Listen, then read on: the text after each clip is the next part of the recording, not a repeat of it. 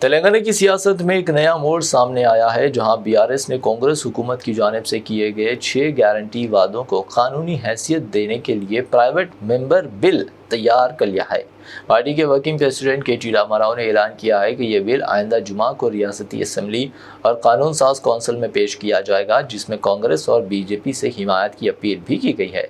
उन्होंने कांग्रेस हुकूमत और वज़ीर आला रेवंत रेड्डी पर शदीद तनकीद करते हुए इल्ज़ाम लगाया कि अवाम से किए गए वादे पूरे नहीं किए गए और 6 गारंटीज महज वोट हासिल करने का जरिया बनी।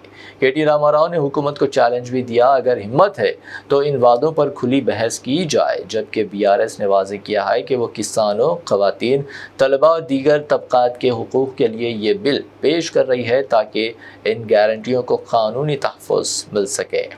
మా సీనియర్ నాయకులు, న్యాయ నిపుణులు, మాజీ అడ్వకేట్ జనరల్ గారితో కూర్చొని ఇవాళ మేము ఒక బిల్లు, ప్రైవేట్ మెంబర్ బిల్లుని తయారు చేశాం.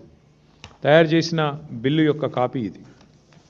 ఈ బిల్లు ఏదైతే ఉన్నదో రాష్ట్ర శాసనసభలో, శాసన మండలిలో మేము ప్రవేశపెట్టబోతా ఉన్నాం. ఈ వచ్చే శుక్రవారం రోజు ప్రవేశపెట్టబోతా ఉన్నాం. 6 గ్యారంటీలకు చట్టబద్ధత కల్పిస్తూ మరి వెంటనే దీన్ని ఆమోదించాలని కోరుతూ ఈ బిల్లును మేము ఇంట్రడ్యూస్ చేయబోతా ఉన్నాం.